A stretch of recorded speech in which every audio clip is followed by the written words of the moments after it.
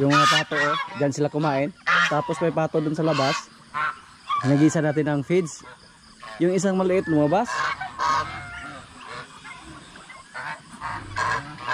Pero ibalik lang natin sila sa loob.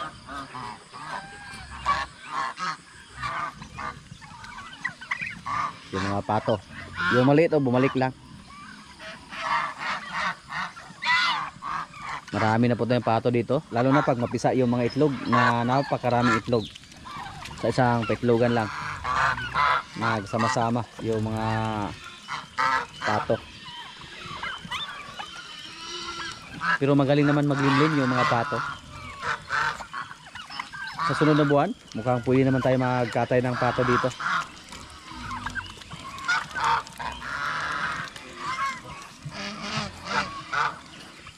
May sisiw ng Bengala, oh. Yan. Yun po ang nilagay natin noong una. Panglima na sana yan mga kaprobinsya sa napisa. Pero nilagay po nila sa kulungan yung mga sisiw. Ang problema, parang nakalabas lang sa kulungan at hindi na namin nakita. Parang kinain siguro ng bayawak or daga. May mga bago naman tayong itlog doon ng Bengala. Hindi muna natin kunin. Paabutin muna natin ng mga 10 or lagpas 10. Tsaka natin kunin. At yung mga pabo natin dito, hindi pa natin yung pakawalan. Maliit pa. Hindi pa yan makakain. Yan po, oh. Naglinom yung pato natin. Napakaraming itlog dyan. Nakagulo yung mga gansa, oh. Nanggilasahan ng pato yung babae. Yung mga gansa nakagulo. Mga marites.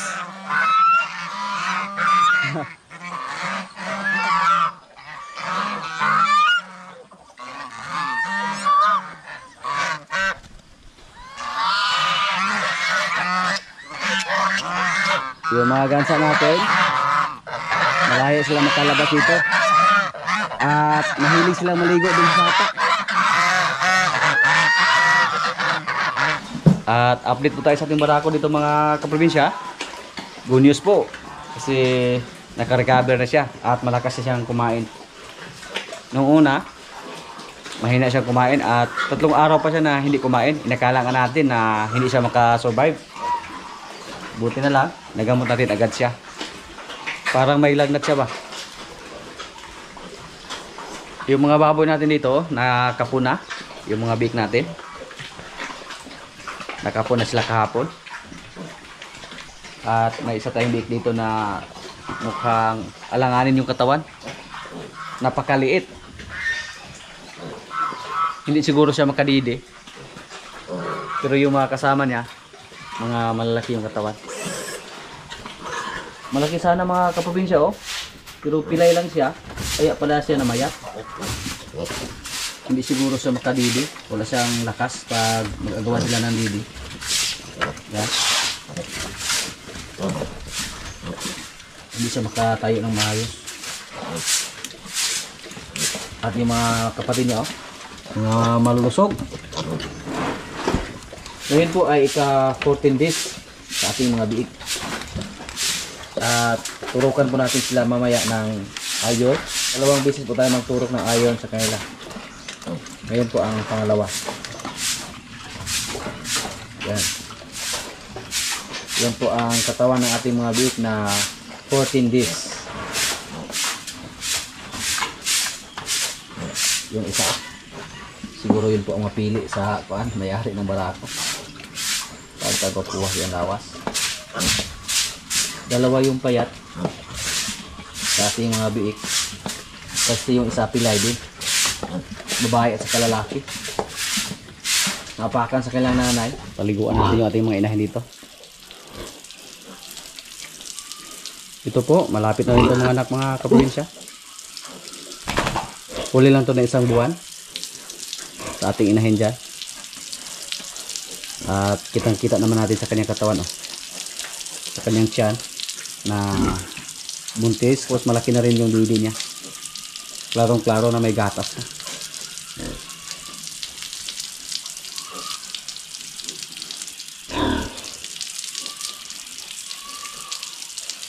Pati yung barako natin ngayon, paliguan din natin. Pero yung inahin na may biik, hindi lang muna natin paliguan. At si Natso. Yan. Ayos na si Natso.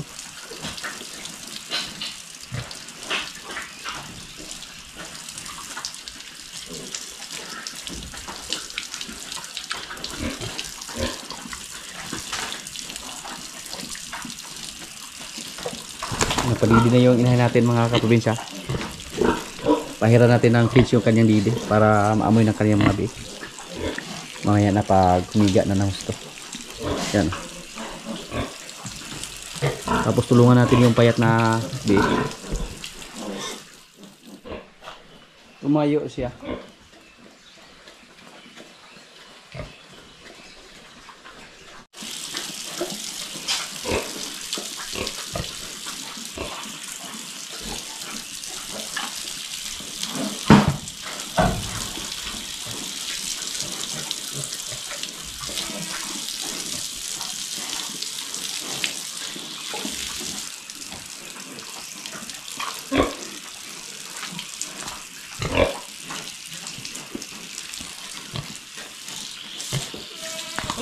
Ngayong buwan po mga kaprobinsya, nasa 3 baboy ang mga anak this September, sa katapusan ng September.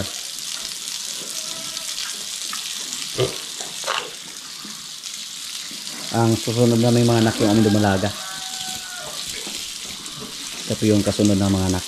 Tapos yung isa dito, yung inahin natin. Yan.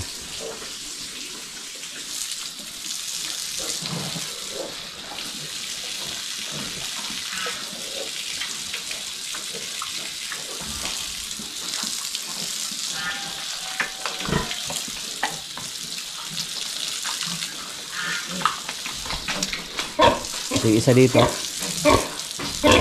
siya yung pinakahuli.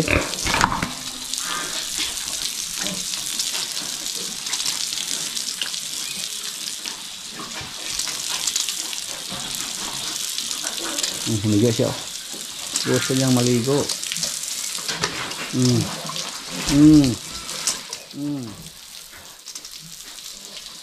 Nagustuhan niya.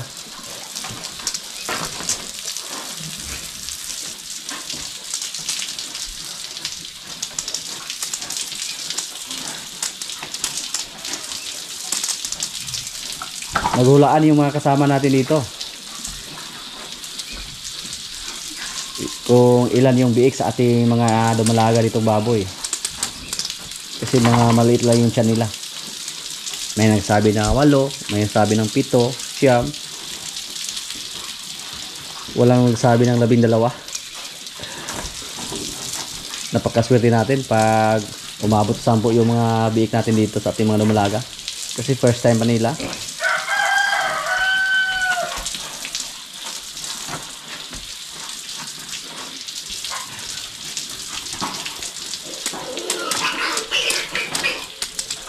Ito yung sunod ng mga anak ko.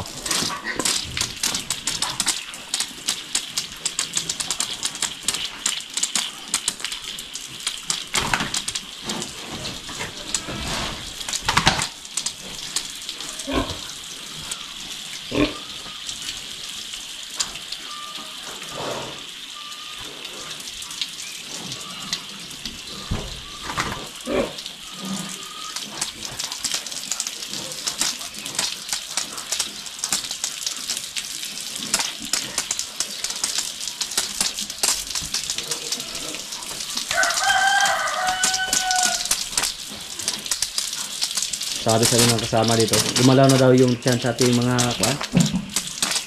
babo dito. Gumalaw na yung biik sa loob.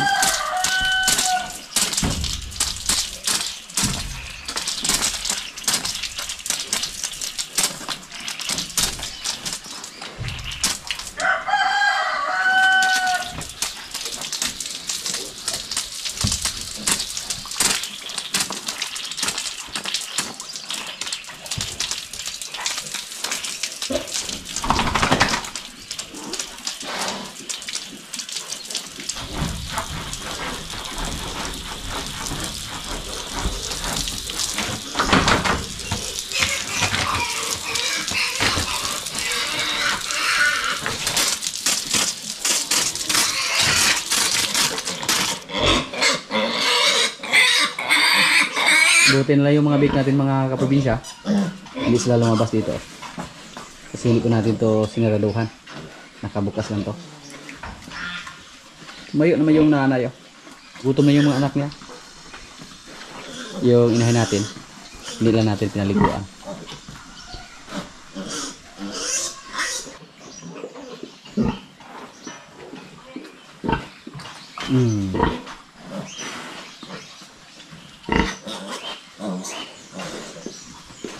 Naghintay yung bake signal ng galang nanay.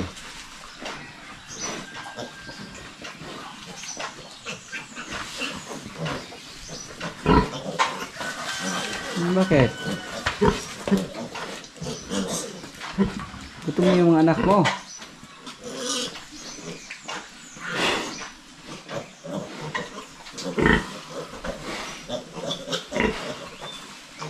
Yun pala yung mga kaprobinsya. Kahit nahirapan siya, pero umapit pa rin para makadidi. Kailangan natin siyang tulungan para hindi siyang makadidi. Malalakas na yung kanyang kapatid. So, hayang siya. Kawawa.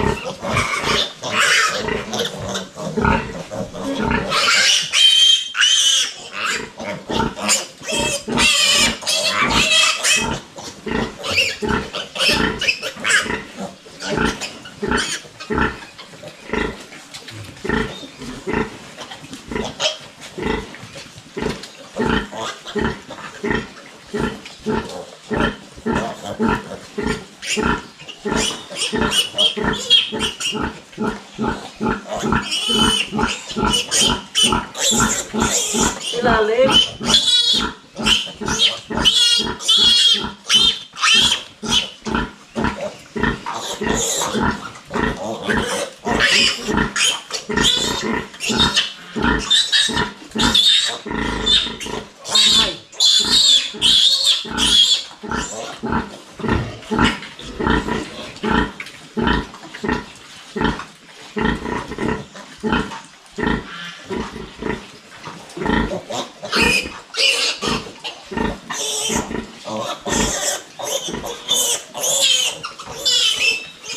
Kailangan talagang tulungan yung bake natin mga kaprobinsya. Kasi napapansin ko ngayon, hindi siya makadede. Mga malalakas yung kapatid niya. Agawan lang siya ng didi. So, pag padidi yung inahin natin, papuntahan natin sa ating mga kasama para tulungan siya. Sayang pag hindi siya tulungan, malaki ang posibilidad na hindi siya makasurvive. Tingnan natin doon. Baka may itlog naman yung mga bingala natin. Sa tingin ko po ng itlog na yung mga bingala na dito napisat sa ating area. Kasi doon, nakuhaan na natin ng itlog. Tapos ngayon marami na naman. Yung itlog kahapon nasa mga 7 siguro yon. At mga ilang araw pa lang. So, hinala po namin dito na nagsimula na mga itlog yung mga ibang bingala. Hindi lang yung ating mga breeder, pati yung mga anak nila. At andito po naman lagi yung mga bingala natin. Yan o. Yan. Andyan sila.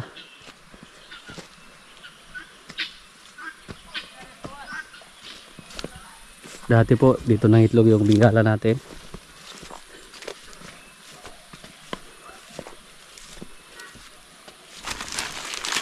Wala na po mga kaprobinsya. Hindi na po binalikan. At ngayon, mag-harvest kami ng mais. Dandahan lang yung pag-harvest namin dito ng mais mga kaprobinsya. Para yung mga dahon, ipakain sa ating mga alaga. At saka ibilad namin. Para ipagiling. Kinuhaan na nga namin ng dahon, oh. Pero may natira pa. Pwede itong pasulan ng kalabaw. Pag ma-harvest namin yung mga mais dito. Tapos, araruhin ulit. At pag ma-harvest namin ito lahat, turuan namin si Palo dito sa pag-araro.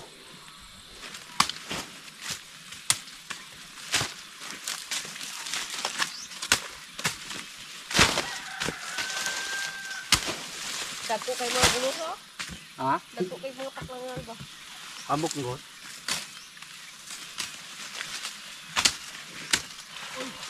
Kar. Joko. Joko. Ilan mo ko ano?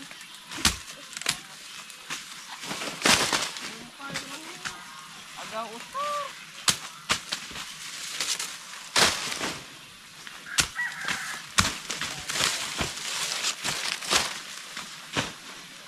Ano damang do? Wala.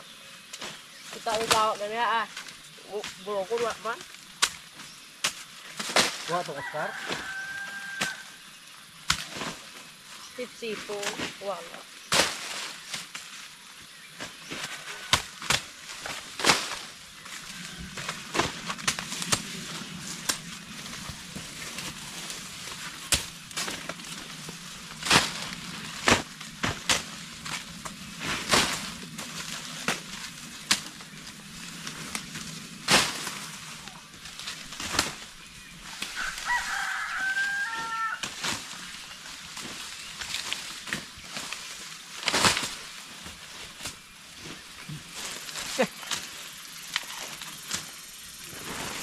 Talutan dito, Jo? Lawan mo ay ito. Oo. Picture.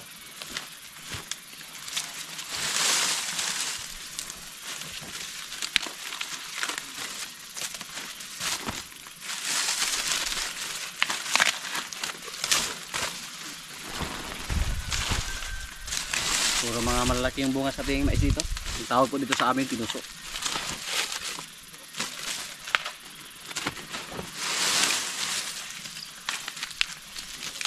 Yung mga maliliit, buging.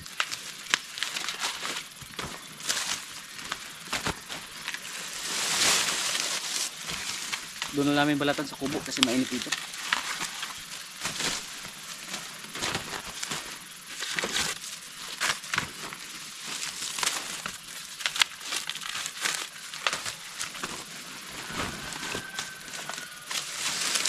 Sakto na yung gisip-sip dong. Sakto na. Aw, kanan diha napita to para malawigan na diha.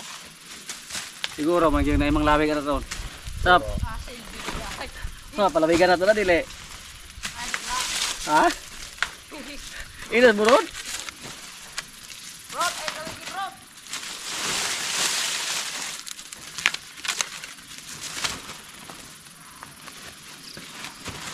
Pamagay lang. Oscar gawa kay buyag ko na siya ito pero ato laweg. Ya, sira ni laweg. Kaya ako yung modaro. Ya, kape modaro. Bali mo ka ng loka na hoy. Babaw dapit, babaw. O, karena kong gitara mo na rito. Gilawig ka ng baka. Ah. Hindi mo yung palawigan. Ay, gilawig ka dito. Kaya usik ng laweg. Agad na natin. Sira ni laweg. Ang lalaki na po ng bunga sa ating mais, oh.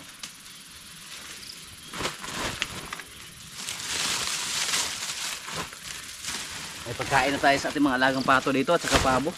Damit siya. Pinusok sa out. Pinalutan ibulat ang saan sa? Pag dito ulit lubo sa. Pwede po. Wala. Pinalutan. Para naglubo mo.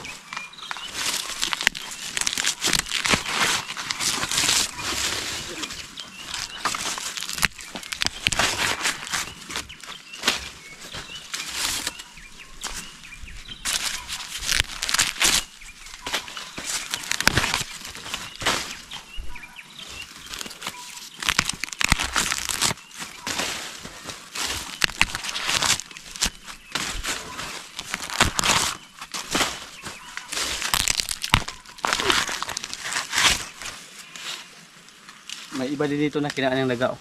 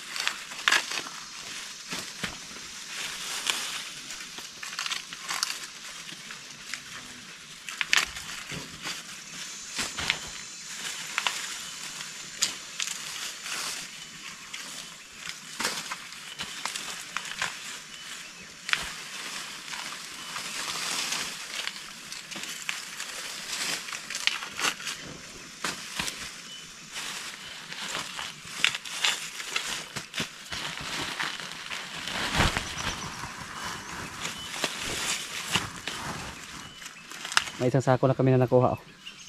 At napakaliit pa lang sa area na kinuha namin ng mais. Pero marami na po kami nakuha dito. Pinaing namin o nilaga. Nilaga.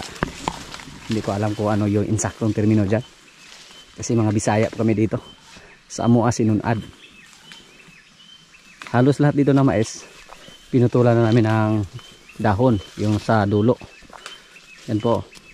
Pero mga malaki yung bunga sa ating mais dito mga kaprobinsya. Sinuwerte po tayo. Basta swertihin tayo. Magkakatoo yung sinasabi nila. Basta may itatanim, may aanihin. Yan. Doble yung purpose ating pagtatanim ng mais dito. Yung dahon, pinakain sa ating mga alaga.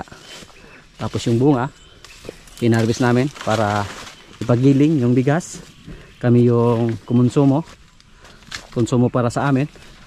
Tapos pag may tahop, para sa ating mga alagang manok, pabo, pato, at saka kambing, baboy.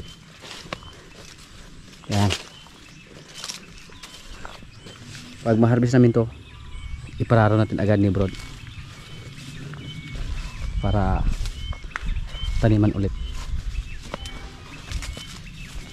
Kasi maganda yung resulta sa ngayon. Bago namin ito mapakinabangan mga kaprobinsya, mataas pa yung proseso dito. Balatan, tapos ibilad, tanggalin yung butil sa pakaw. Pakaw po ang tawag dito sa amin. Lubuon ba? Sa Bisaya pa. Tapos ipagiling. Pero dati po sa mga ninuno natin, nung wala pang mga high-tech na gamit, katulad ng gilingan na mga ginagamitan ng makina, mano-mano lang yung pagiling. May gilingan kami dati dito. Hindi ko alam kung saan na napunta. Pero sabi ni Brod, andun lang siguro sa bahay nila, doon sa baryo. Umiyak ako dati pag hindi kami makapagiling doon sa baryo. Pag mano-mano lang yung pagiling. Kasi malalaki yung bigas. Tapos masakit yung ngipin ko. Pumasok sa butas ng aking ngipin. Yung mga kanin, napakasakit. Kaya naalala ko po dati, dahil sa kahirapan, yung mais mano-mano lang na igiling ni mama. Saka mataas pa yung proseso bago masaing. Alig-igon para masiparit yung mga maliliit, at saka tik-tik, at saka may kuan pa, islagan, may tahop. Marami pong kuan masiparit. Saka isaing pag masiparit na yung mga bigas. So yan lang po ang update dito sa ating mga tanim mga kaprobinsya, yung ating mais. Ngayon nagsimula na po tayo mag-harvest. At shout out muna sa ating mga kaibigan dyan. Shout out kay Ariel Gabutin. Shout out kay Nonong Palma from Quezon City. Belated happy birthday kay Sheila Obiso, birthday niya September 2. Shout out kay Manuel Kiling from Tacloban City. Shout out nina Arman, Ninit, Bormio and family from Alcobar, PSA. Shout out kay Black Panther. Shout out kay Marvin Sauli from General Trias, Cavite. Yan, 3 sako yung na-harvest natin ngayon. At maliit lang yung area na napag-harvestan natin. Napakainit na ng panahon, so tuloy na lang namin yan sa pag-harvest sa sunod na araw. Mga kaprobinsya, kain na po. Ito yung pagkain namin, oh. May kanin, lauoy or laswa na gulay, may bulad, tapos may natira pa kami na adobong rabbit, adobo sa gata, may inununan. Yan. Lord, maraming salamat sa pagkain. So, kain na na. Puro kaila mo ko ng gablo. Ah? Si Oscar? Oscar ng gablo. Oscar! Ano kailangan sa Oscar? Dodong gabi akong di usogo ang muto. Man. Sa kapuhan na minsan, naghahanap ko isa kay kasunod ane. Ah, Kuminaw ito. Pagkilang. kahapon ang lamisa, di. Abot na sa tangke. Nalok na lang.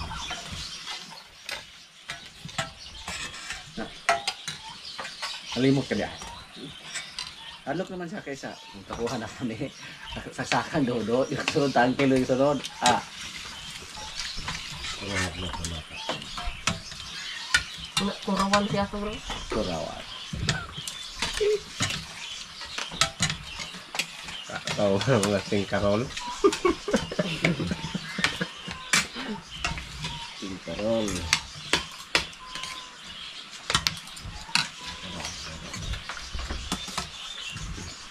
Okay.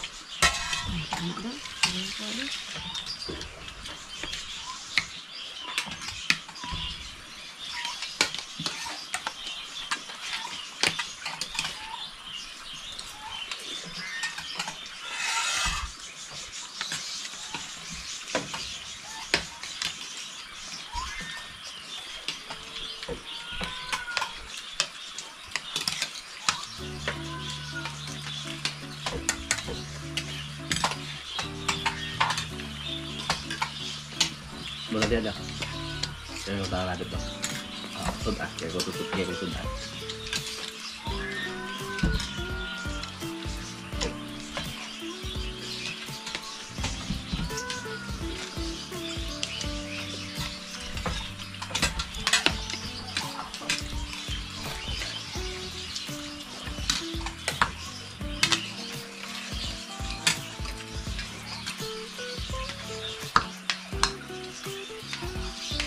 Mama, gamit pa ng rabbit pabo ha?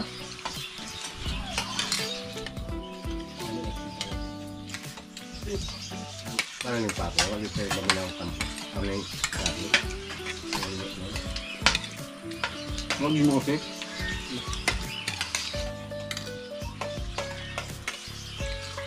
Tamo ka na.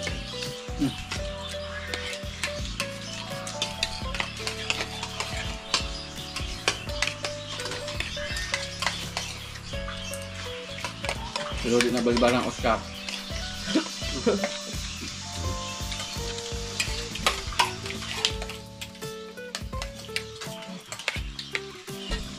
Bos, sit down, bos. Bos, sit down. Sit down.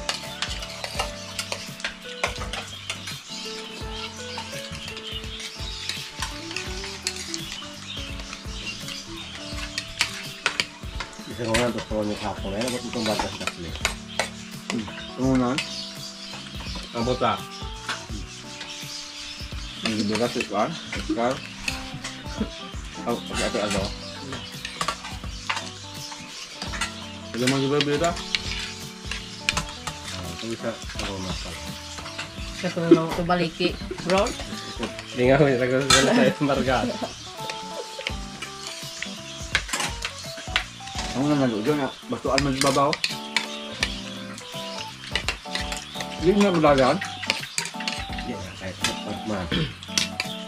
Humok mo nga. Isang siyang dahil. Hindi bro, anak gagawin. Pero pa. Okay. So, hindi ka matarong. Pero paklan, ah. Hindi lang iba dyan. Hiklo-hiklo lang yan. Katawan. Patras. Mama. Kaya po muna kayo, pag katigang, layat tayo. Ipakita niyo nga. Ano yung halo? Aslo siya. Naman sa mga itong dire. Itong gaman sa patana nga. Yung sa kain nila, layat. Dila ka na pati kalayo ayo di ara. Biguyot. Yan anan siya sa nanion labi ay. Kala mo. Sa kulang, may kabunitan.